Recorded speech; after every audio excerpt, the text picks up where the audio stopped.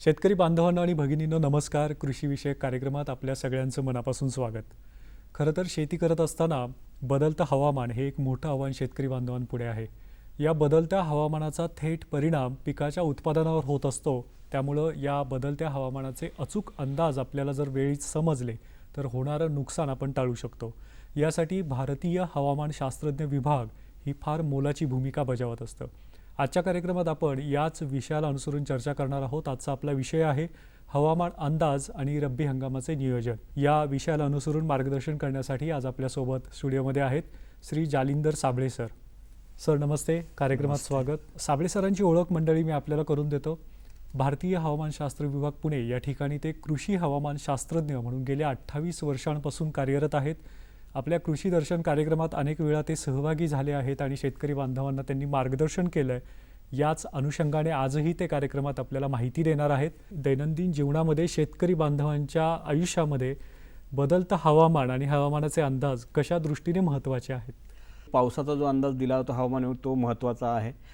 त्याचप्रमाणे वातावरणामध्ये जे काही घटक आहेत जसे की तापमान, हवेची आर्द्रता, त्यानंतर ढगांची निर्मिती किंवा वाऱ्याचा वेग, वाऱ्याची दिशा, हे जे परस्पर घटक आहेत वातावरणाचा यांचा परस्पर संबंध लावून जो अभ्यास केला जातो तो हवामानशास्त्र विभाग करतं. हवामानशास्त्र विभागाकडे अलीकडे अत्याधुनिक उपकरणं आलेली आहेत आणि अत्याधुनिक उपकरणांचा आणि जो काही पूर्वीचा डेटा आहे त्याचा उपयोग करून हवामान विभाग जे आहे पुढचे अंदाज वर्तवतो. यामध्ये रडार आहे, सॅटेलाईट पिक्चर्स मिळतात, जमिनीवरती घेतले जाणारे जे निरीक्षण आहेत ती समुद्रात घेतली जाणे, या सगळ्यांचा परस्पर संबंध लावून हवामान विभाग हे पुढील काही दिवसांचा हवामानाचा अंदाज हे वर्तवत असतं. जसा हवामान विभाग पर्जन्यमानाचा किंवा मान्सूनचा अंदाज वर्तवतो त्याचप्रमाणे हवामान विभाग समुद्रकिनारी जे मच्छीमार बांधव आहेत त्यांच्यासाठी देखील हवामान अंदाज देत असतं. त्याचप्रमाणे जे आपली हवाई वाहतूक आहे या ठिकाणी देखील हवामान विभागाची कार्यालय आहेत, त्यांना देखील जे उड्डाणासाठी आणि लँडिंगसाठी अंदाज आवश्यक असते ते देखील हवामान विभाग हवामानाचे अंदाज पुरवत असते. तर हवामान विभागाचे जे अंदाज आहेत किंवा हवामानाचा जो संबंध आहे तो जीवनाच्या प्रत्येक बाबतीमध्ये आहे आणि त्यामुळे हवामानाला जो अंदाज आहे त्याला खूप महत्त्व प्राप्त झालेलं आहे. सर आता राज्यामध्ये शेतकरी बांधवांच्या दृष्टीने पाहायचं झालं तर रब्बी हंगाम सुरू आहे. बरोबर. आणि साधारण मध्यावर आहे हा हंगाम. पिकं जी आहेत ती साधारण उभारणीच्या अवस्थेमध्ये आहेत. तर एकंदर काय परिस्थिती आहे बदलत्या हवामानाची? साधारणतः रब्बी हंगाम जो आहे आपल्याकडे राज्यामध्ये साधारणतः ऑक्टोबर-नोव्हेंबरमध्ये जे पिके पेरणी केली जातात म्हणजे पावसाळा संपल्यानंतर जमिनीमध्ये जी उपलब्ध ओलावा असतो त्या ओलाव्यावरती जी पिकं घेतली जातात ती साधारणतः रब्बी हंगामाची पिकं ओळखली जातात. साधारणतः ऑक्टोबरच्या मध्यापासून पेरणीला सुरुवात होते, नोव्हेंबरपर्यंत जी पेरणी चालते ही पिके रब्बी हंगामाची पिकं आहेत आणि या पिकांना थंड हवामान अनुकूल असतं जे डिसेंबर-जानेवारीमध्ये राज्यामध्ये मिळतं. त्यामुळे ही पिकं वाढीच्या अवस्थेत चांगल्या प्रकारे वाढ होते. तर साधारणतः राज्यामध्ये आपल्याकडे 4 उपविभाग केलेले आहेत जसं कोकण, मध्य महाराष्ट्र, मराठवाडा आणि विदर्भ. या 4 विभागामध्ये हवामानानुसार पिकंही घेतली जातात. आता कोकण विभाग पाहिला तर साधारण कोकण विभागामध्ये वाल, हरभरा, चवळी, मोहरी, भाजीपाला पिके ही पिके साधारणतः रब्बीत घेतली जातात. तर मध्य महाराष्ट्र, मराठवाडा आणि विदर्भामध्ये हरभरा, गहू, ज्वारी, सूर्यफूल, करडई, द्राक्ष, भाजीपाला पिके ही पिके साधारणतः रब्बी हंगामात घेतली जातात. त्याचप्रमाणे कांदा देखील रब्बी हंगामातलं एक महत्त्वाचं पीक आहे. यावर्षी थंडी जी आहे ती साधारण डिसेंबरमध्ये बऱ्यापैकी होती. तर लागवड केलेल्या पिकांमधील गहू आणि हरभरा ही प्रमुख रब्बी पिकं आहेत.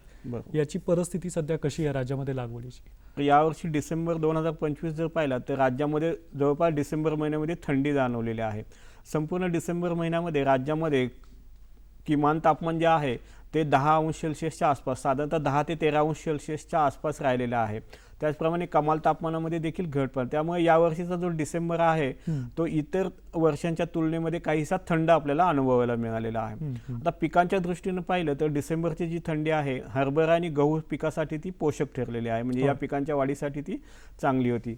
तर फळ पिकांमध्ये द्राक्ष आणि केळीसारखी पिके आहेत, या पिकांना या थंडीचा काही प्रमाणामध्ये फटका बसलेला आहे. आता राज्यातल्या जर रब्बी पिकांची स्थिती पाहिली तर साधारणतः कोकण विभागामध्ये जे आहेत ती पिके वाढीच्या अवस्थेत आहेत, तर मध्य महाराष्ट्र, मराठवाडा आणि विदर्भामध्ये हरभऱ्यासारखं जे पीक आहे, हरभरा पीक साधारणतः आता फुलोरा ते घाटे लागण्याच्या अवस्थेमध्ये आहे. गहू पीक वाढीच्या अवस्थेत आहे, तर रब्बी ज्वारी देखील वाढीच्या ते कणसे धरण्याच्या अवस्थेत आहे. इतर पिके देखील वाढीच्या अवस्थेमध्ये आहेत. तर केळीसारख्या पिकाला या थंडीचा साधारणतः कोल्ड इंजुरी जो आपण म्हणतो की पिकांची वाढ खुंटते केळीमध्ये, तर तो थोड्या प्रमाणामध्ये फटका हा डिसेंबरच्या थंडीचा केळी आणि द्राक्ष बागांना बसलेला आहे. आपण या हंगामामध्ये जानेवारी फेब्रुवारीमध्ये हवामानामध्ये बदल नेमके कशा प्रकारे होतात आणि शेतकरी बांधवांनी काय काळजी घ्यायला पाहिजे? हवामान विभागाने नुकतंच जानेवारी ते मार्च महिन्यासाठी जो हवामानाचा अंदाज आहे तो दिलेला आहे. जानेवारी ते मार्च या महिन्यामध्ये साधारणतः राज्यामध्ये पावसाची शक्यता दिसून येत आहे. म्हणजे या महिन्यांमध्ये राज्यामध्ये पाऊस हा सर्वच विभागांमध्ये होऊ शकतो. त्यातल्या त्यातही जानेवारी महिन्यामध्ये जर पाहिलं तर जानेवारीमध्ये देखील राज्याच्या बहुतेक भागामध्ये हलका पावसाची शक्यता हवामान विभागाने नुकतीच वर्तवलेली आहे. अच्छा. त्यातही दक्षिणेकडील जे जिल्हे आहेत म्हणजे साधारणतः कोल्हापूर, सातारा, सांगली किंवा मराठवाड्याच्या दक्षिणेकडील, विदर्भाच्या दक्षिणेकडील जिल्हे, या जिल्ह्यांमध्ये शक्यता जी आहे पावसाची ती अधिक दिसून येत आहे. तर कोकण, उत्तर मध्य महाराष्ट्र, उत्तरेकडील जे मराठवाड्याचे जिल्हे आहेत आणि विदर्भाचे, यांमध्ये शक्यता थोडीशी कमी आहे, परंतु पाऊस हा होऊ शकतो. परंतु तसं पाहिलं तर या कालावधीमधली जी पावसाची सरासरी आहे ती कमी असते, त्यामुळे फारशी काळजी करण्याचं कारण नाही आहे. तापमान देखील जानेवारी महिन्यामध्ये किमान तापमान हे राज्याच्या सर्वच जिल्ह्यांमध्ये सरासरीपेक्षा कमी राहण्याची चिन्ह आहेत आणि हवामान विभागाने हा अंदाज आत्ता नुकताच दिलेला आहे. त्याचप्रमाणे कमाल तापमान देखील आहे, ते देखील राज्यामध्ये यावर्षी जानेवारी महिन्यामध्ये सरासरीपेक्षा कमी राहणार आहे. एकंदरीतच दोन्ही तापमान जे आहेत म्हणजे कमाल तापमान आणि किमान तापमान हे यावर्षी राज्यामध्ये सरासरीपेक्षा कमी राहणार आहेत. त्यामुळे जानेवारी महिन्यामध्ये देखील आपल्यास थंडी अनुभवायला मिळू शकते आणि ही काही पिकांच्या दृष्टीने चांगली गोष्ट आहे. हवामान अंदाज पाहायचा असेल कारण यामध्ये अचूकरित्या हवामान शेतकरी बांधवांपर्यंत पोहोचणं फार महत्त्वाचं आहे. तर हवामान अंदाज बघण्यासाठीची प्रक्रिया काय आहे, शेतकरी बांधवांनी तो कसा पाहावा? हवामान विभाग दररोज हवामानाचे अंदाज जे आहे वर्तवत असते. हे हवामानाचे अंदाज जे आहेत दर 3 तासांनी हवामान विभाग जे आहे ते अद्ययावत करत असतं. हे सर्व हवामानाचे अंदाज जे आहेत हवामान विभागाच्या ज्या वेबसाईट्स आहेत, हवामान विभागाची जी प्रादेशिक कार्यालय त्यांचे जे संकेतस्थळ आहेत तिथे आपल्याला पाहायला मिळू शकतात. त्याचप्रमाणे दूरदर्शनवरती देखील हवामानाचे अंदाज सांगितले जातात, आकाशवाणीला देखील सांगितले जातात, वर्तमानपत्रे आहेत तिथे देखील आपल्याला हे हवामानाचे अंदाज पाहायला मिळतात. त्याचप्रमाणे राज्याचे जे कृषी विद्यापीठे आहेत, त्याचप्रमाणे केंद्र सरकारची जी ICARची KVK म्हणजे कृषी विज्ञान केंद्र आहेत, यांच्या संकेतस्थळावरती देखील आपल्याला हे जे आहे हवामानाचे अंदाज पाहायला. त्याचप्रमाणे अलीकडे इंस्टाग्राम, व्हॉट्सअप, फेसबुक या सर्व माध्यम जिथे जिथे शक्य आहे शेतकरी बांधवांपर्यंत पोहोचणं, त्या सर्व ठिकाणी हवामानाचे अंदाज हे हल्ली उपलब्ध करून दिलेले असतात.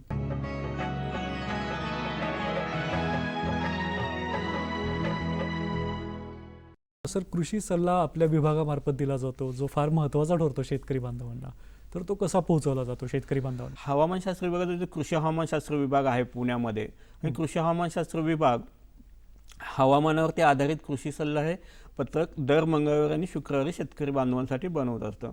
तर यामध्ये दिल्लीचं जे हवामानशास्त्र विभागाचं मुख्यालय आहे या ठिकाणाहून हवामानाचा जो पुढील 5 दिवसाचा अंदाज आहे तो दिला जातो. त्याचप्रमाणे राज्यामध्ये पुढील 15 दिवसामध्ये हवामानाची काय स्थिती राहील ही देखील दिली जाते. हा जो हवामानाचा अंदाज आहे ते राज्यातील जी कृषी विद्यापीठे आहेत त्या ठिकाणी जे शास्त्रज्ञ बसलेले आहेत आणि केंद्र सरकारचे जे कृषी विज्ञान केंद्र आहेत त्या ठिकाणी जे हवामान शास्त्रज्ञ आणि कृषी शास्त्रज्ञ बसलेले आहेत त्यांच्यापर्यंत पाठवला जातो. या हवामानशास्त्र आणि कृषी शास्त्रज्ञांकडून त्याचा अभ्यास करून त्यावरती आधारित कृषी सल्ला हा बनवला जातो आणि तो पुणे ऑफिसला पाठवला जातो. तर पुणे ऑफिस काय करते की त्या सगळ्यांचा एक सारांश करून दर मंगळवारी आणि शुक्रवारी शेतकरी बांधवांसाठी कृषी पत्रक बनवतं आणि ते प्रसारित केलं जातं.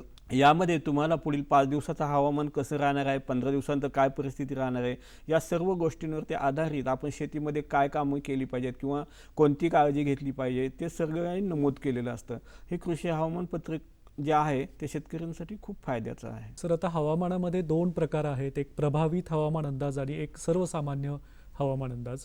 तर यामध्ये नेमका फरक काय आहे आणि शेतकरी बांधवांसाठी फायद्याची पद्धत कोणती आहे? हवामान विभाग दररोज जे हवामानाचे अंदाज वर्तवतो हे साधारणतः हवामान अंदाज असतात. यामध्ये साधारणतः उद्याचं किंवा आजचं तापमान काय असेल, पाऊस पडण्याची शक्यता आहे का, आर्द्रता किती असेल, हा साधारणतः अंदाज दिलेला असतो. हा जो आहे हा सामान्य कृषी हवामान सल्ला असतो. परंतु प्रभाव आधारित हवामान अंदाज जो आहे याच्यामध्ये तुम्हाला एखाद्या विशिष्ट हवामानाच्या घटकाची तीव्रता किती असेल, त्याची परिणाम सामान्य माणसं किंवा शेतीवरती कितपत होऊ शकतात, त्याचा जो स्पष्ट उल्लेख आहे तो परिणाम आधारित हवामान अंदाज जो आहे त्याच्यामध्ये दिलेला असतो. बरं. तर प्रभाव आधारित हवामान अंदाजामध्ये काय होतं, समजा एखाद्या विभागामध्ये पाऊस होण्याची शक्यता आहे. हवामान विभाग सांगतं की उद्या पाऊस होण्याची शक्यता आहे, परंतु त्या पावसाचं प्रमाण किती असेल, तो जोरदार होईल, मुसळधार होईल, त्या पावसामुळे काय होऊ शकतं, म्हणजे शेतीतली पिकांमध्ये पाणी साठवू शकतं, पिकांचं नुकसान होऊ शकतं, काही ठिकाणी शेती वाहून जाऊ शकते खूपच जोरदार जर झाला, किंवा जलसंचय होऊन वाहतुकीमध्ये अडथळे येऊ शकतात. यासारखे जे परिणाम आहेत ते प्रभाव आधारित हवामान अंदाजामध्ये दिलेले असतात. बरं. त्यामुळे शेतकरी बांधवांना किंवा सामान्य माणसाला हे आधीच कळल्यामुळे त्याचं सुयोग्य नियोजन करण्यास उपयोग होतो. त्यामुळे प्रभाव आधारित हवामान अंदाज हा सामान्य अंदाजापेक्षा खूप महत्त्वाचा आहे आणि त्याचं महत्त्व अलीकडच्या काळामध्ये निश्चितच वाढलेलं आहे. म्हणजे प्रभावित हवामान अंदाज ही पद्धत जास्त शेतकरी बांधवांच्या फायद्याची आहे, आपण असं बरोबर. म्हणूयात. पण यावर शेतकरी बांधवांच्या काय प्रतिक्रिया आहेत? अनेक वेळा शेतकरी बांधवांना आगाऊ सल्ला गेल्यामुळे शेतकरी बांधवांकडून चांगल्या प्रतिक्रिया देखील येत आहेत. बऱ्याचदा हवामान विभाग जेव्हा राज्यामध्ये अतिवृष्टी होण्याची शक्यता असते किंवा शीतलहर येण्याची शक्यता असते, उष्णलहर येण्याची शक्यता असते, हा अंदाज 4-5 दिवस आधीच आपल्याला कळलेला असतो. त्यामुळे शेतकरी बांधवांनी त्याचं नियोजन करणं खूप सोपं होतं आपल्या पिकांचं. समजा एखाद्या ठिकाणी गारपीट होण्याची शक्यता हवामान विभाग वर्तवतं. हवामान विभागाने दिलेल्या या शक्यतेनंतर फळबागा किंवा द्राक्षासारखी जी पिकं आहेत, शेतकरी बांधव हेल्मेटचा उपयोग करून आपल्या पिकांचं नुकसान टाळू शकतात. तर खूप वेळा शेतकरी बांधवांना हा प्रभाव आधारित हवामान अंदाजाचा फायदा झालेला पाहिला आणि खूप चांगल्या प्रतिक्रिया देखील शेतकरी बांधवांकडून हवामान विभागाकडे येत असतात. पण सर, आता हल्ली आपण पाहतोय सोशल मीडियामुळं वेगवेगळ्या प्रकारचे अंदाज वेगवेगळ्या माध्यमातून वर्तवले जातात हवामानशास्त्र विभागाव्यतिरिक्त. तर यावर कितपत विश्वास ठेवायला पाहिजे शेतकरी बांधवांनी आणि काय दक्षता घ्यायला पाहिजे? जसं हवामानशास्त्र विभाग अंदाज वर्तवतो तसं इतरही अनेक लोक आहेत किंवा इतरही अनेक ज्या संस्था आहेत त्या हवामानाचे अंदाज वर्तवत आहेत. परंतु शेतकरी बांधवांनी स्वतःच एक खात्री करून घ्यायला पाहिजे की आपण घेतलेला हवामान अंदाज आणि त्यानुसार हवामानाची परिस्थिती होती किंवा नव्हती. त्यामुळे मग हवामानशास्त्र विभागाने दिलेला अंदाज कितपत खरा होता आणि प्रायव्हेट जे फोरकास्ट असतात त्यांनी दिलेला हवामान अंदाज किती खरा होता, हा प्रत्यक्ष शेतकरी बांधवांनीच जाणून घेतला पाहिजे आणि कोणता रिलायबल आहे किंवा कोणता अधिक संयुक्तिक हवामान अंदाज आहे तो पाहून शेतकरी बांधवांनी आपला निर्णय घ्यायचा आहे. अर्थात हे व्यक्ती स्वातंत्र्य आहे, कुणी कोणता, परंतु आमचं तर असं म्हणणं आहे की हवामानशास्त्र विभागाने दिलेले जे अंदाज आहेत ते अधिक अचूक, अधिक तंतोतंत असतात. जे हवामानशास्त्र विभागाकडे उपलब्ध सामग्री आहे ते इतर कुणाकडे नाही आणि जे हवामान विभागाला 150 वर्षाचा जवळपास अनुभव आहे हा इतर कुणाकडे नाही आहे. त्यामुळे शेतकरी बांधवांनी किंवा सामान्य माणसांनी देखील हवामान विभागाच्या अंदाजावरती विश्वास ठेवायला पाहिजे. सर, काही वेळापूर्वी आपण चर्चेमध्ये उल्लेख केला की प्रभावित हवामान अंदाजाचा शेतकरी बांधवांना फायदा होतो किंवा त्यांचा विश्वास या पद्धतीवरचा वाढतोय.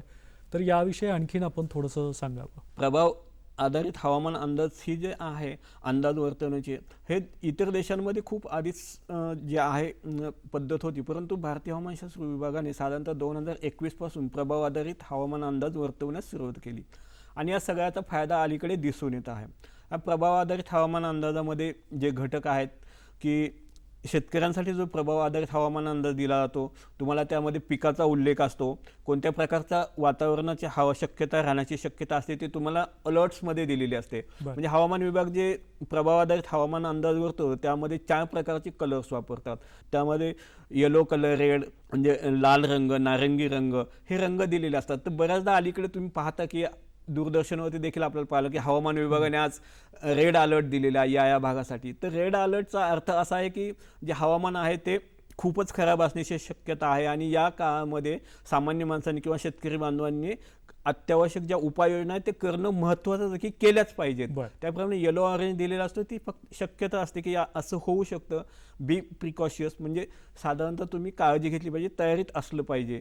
तर अशा वेगवेगळ्या प्रकारचे हवामान अलर्ट्स जे आहेत ते या प्रभाव आधारित हवामान अंदाजाबरोबर हवामान विभाग देत असतं, जेणेकरून लोकांमध्ये जागरूकता देखील आलेली आहे आणि जे अलर्ट्सचे कलर्स आहेत त्या विषयी देखील लोकांमध्ये जागरूकता निश्चित आलेली आहे. आता हे प्रभाव आधारित हवामान अंदाज जे आहेत आम्ही तयार केल्यानंतर त्या जिल्ह्यांचे जे कृषी जिल्हा अधीक्षक आहेत त्यांना देखील पाठवतो आणि जिल्हाधिकारी कार्यालयाला देखील हे पाठवतो की जेणेकरून NDRF किंवा ज्या काही संस्था आहेत त्यांच्यापर्यंत ते जाऊन जे प्रिकॉशनरी मेजर्स घ्यायला आवश्यक आहेत, ज्या उपाययोजना करणं आवश्यक आहे, त्यांच्यासाठी निश्चितच त्याचा उपयोग होतो. होऊ शकतो.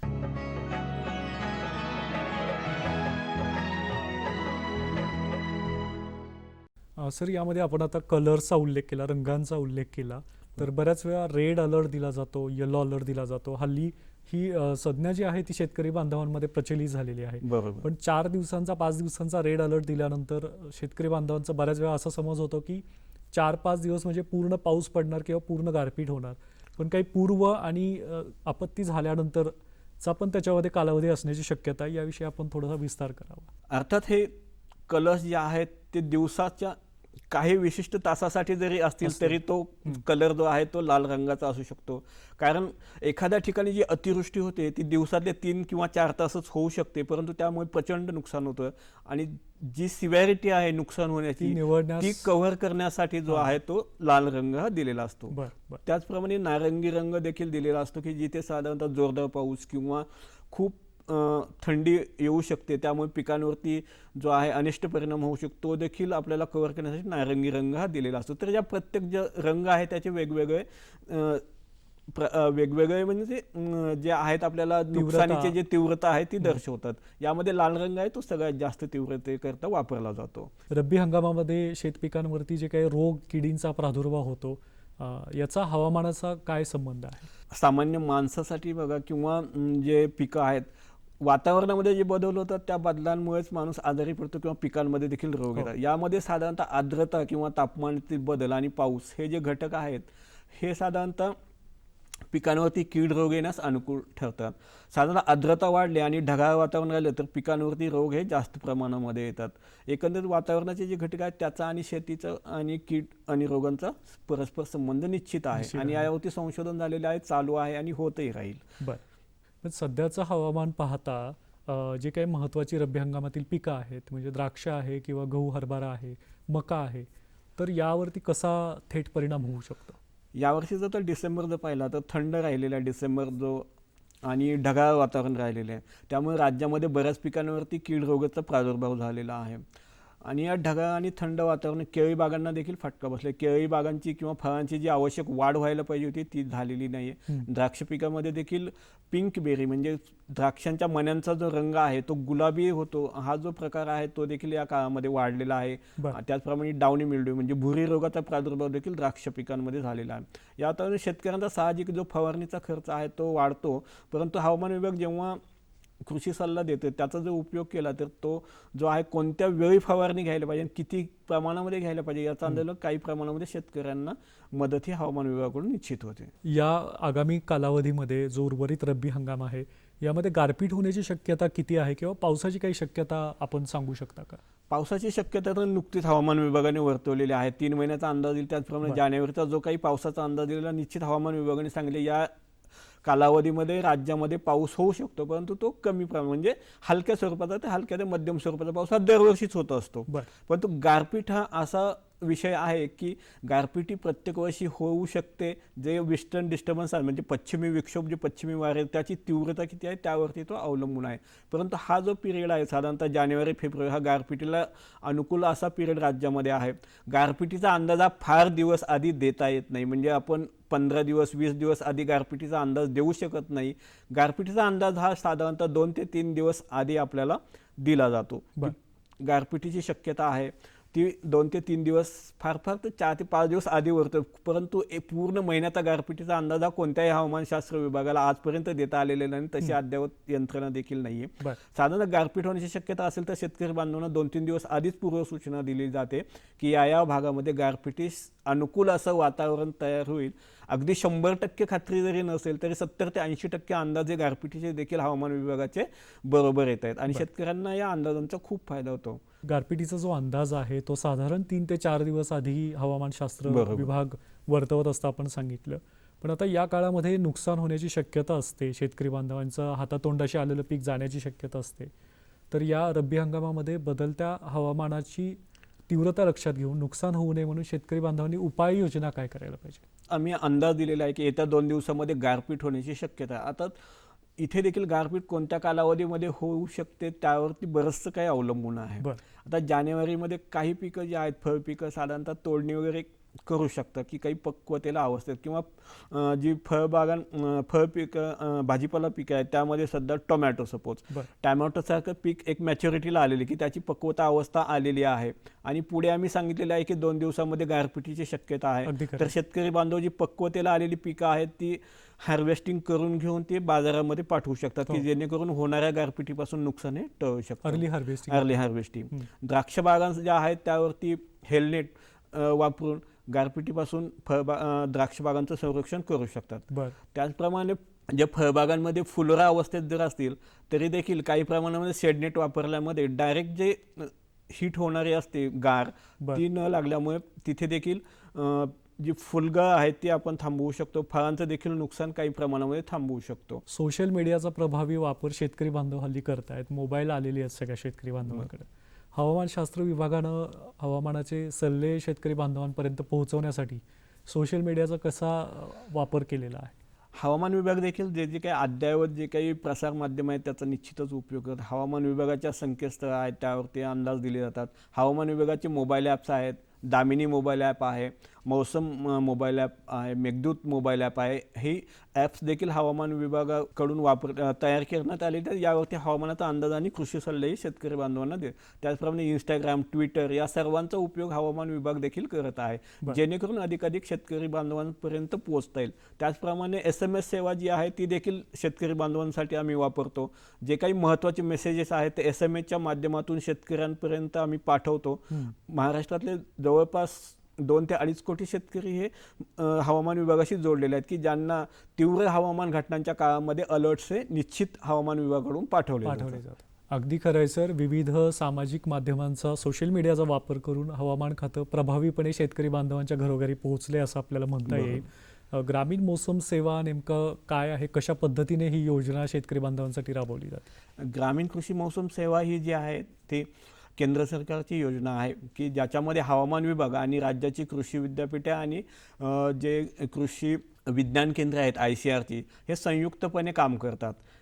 ग्रामीण कृषी मोसम सेवेमध्ये भारतीय हवामानशास्त्र विभाग जो आहे तो हवामानाचा अंदाज जो आहे तो या विद्यापीठे आणि कृषी विज्ञान केंद्रांकडे देते आणि तिथले जे शास्त्रज्ञ आहेत ते त्यावरती आधारित जो कृषी सल्ला आहे तो हवामान विभागाकडे पाठवत असतं. राज्याचा जर विचार केला तर राज्यामध्ये देखील ग्रामीण कृषी मोसम सेवा अतिशय चांगल्या प्रकारे काम करत आहे. या ग्रामीण कृषी मोसम सेवेअंतर्गत राज्यामध्ये 9 MFU आणि 11 कृषी विज्ञान केंद्रांमधले दामोद, ज्यांना मी डिस्ट्रिक्ट मेट्रोलॉजिकल युनिट्स म्हणतो, हे कार्यरत, म्हणजे एकंदरीत 20 युनिट आणि पुण्याचं जे कृषी हवामान शास्त्र विभाग आहे हे संयुक्तरित्या ग्रामीण कृषी मोसम सेवेअंतर्गत राज्यामध्ये काम करत आहे. आणि या ग्रामीण कृषी मोसम सेवेअंतर्गत जे आहेत कृषी बुलेटिन्स जे आहेत ते बनवले जातात आणि दर मंगळवारी आणि शुक्रवारी राज्यातील शेतकऱ्यांसाठी कृषी हवामान सल्ला दिला जातो. बरं. कार्यक्रमाच्या सरतेशेवटी शेतकरी बांधवांना संदेश तुम्ही द्यायचा आहे आजच्या विषयाला अनुसरून, तर तो संदेश तुम्ही काय द्याल? सध्या जे आहे क्लायमेट चेंज हा होत आहे. निश्चितच हवामानामध्ये बदल होत आहेत, क्लायमेट चेंज बदल होत आहेत. त्यानुसार शेतकऱ्यांनी देखील स्मार्ट व्हायला पाहिजे. हवामान आणि शेतीचा अतिशय जवळचा संबंध आहे आणि हवामानावरती आधारित शेतीच केली पाहिजे. साधारणतः हवामान विभाग जो सीझन आहे त्या सीझन सुरू होण्याच्या आधीच आपल्याला हवामानाचा एक अंदाज दिलेला असतो की पर्जन्यमान यावर्षी कसं राहील. एखाद्या वर्षी जर हवामानामध्ये पर्जन्यमानामध्ये जर कमी राहणार असेल तर हवामान विभाग आधीच सांगतं यावर्षीचा पर्जन्यमान किंवा पावसाळा हा कमी पाऊस असणार आहे. तर शेतकरी बांधवांनी त्या काळामध्ये कमी कालावधीत कमी पाण्यावरती येणारी पिकं निश्चितच घ्यायला पाहिजेत. त्याचप्रमाणे मिश्र पीक पद्धत जी आहे ती देखील शेतकऱ्यांनी अवगत करायला पाहिजे. काही ठिकाणी जी सुधारित बियाणं आहेत की जी सपोज ड्राऊट, म्हणजे समजा वातावरण कोरडं राहण्याची शक्यता आहे खूप दिवस, तर त्या ड्राऊट टॉलरंट क्रॉप्स देखील ICRISATने डेव्हलप केले. ज्या व्हरायटीज आहेत अद्ययावत त्या देखील शेतीमध्ये वापरल्या पाहिजेत. शेती करताना साधारणतः ठिबक सिंचन, स्प्रिंकलर म्हणजे जी काही अद्ययावत तंत्रज्ञान आहे ते आपण वापरलं पाहिजे. हवामानाशी सुसंगत जर शेती केली तर निश्चितच फायदा होतो आणि हवामान विभागाचे जे दैनंदिन अंदाज आहेत त्याचा वापर केला तर आपण शेतीमध्ये निश्चितच भरभराट निश्चितच फायदा होऊ शकतो. तर शेती करताना हवामानाचा निश्चितच विचार केला पाहिजे. शेतकरी बंधू आणि भगिनींनो, आजच्या चर्चेतून तुमच्या लक्षात आलं असेल की हवामानावरती आधारित शेती करणं ही काळाची गरज बनली आहे. सोशल मीडियाचा नेमका आणि प्रभावी वापर जर आपण केला तर भारतीय हवामानशास्त्र विभागाचे अंदाज आपल्यापर्यंत दररोजच्या दररोज पोहोचू शकतात आणि त्यानुसार आपण आपल्या शेतीमध्ये आवश्यक ते बदल करून या पिकांचं नियोजन करू शकतो आणि चांगलं आर्थिक उत्पादन घेऊ शकतो. साबळे सर, कार्यक्रमात आपण आज सहभागी झालात, प्रेक्षकांना माहिती दिली, त्याबद्दल पुणे दूरदर्शनच्या वतीने आपले खरोखर मनापासून आभार. धन्यवाद. धन्यवाद.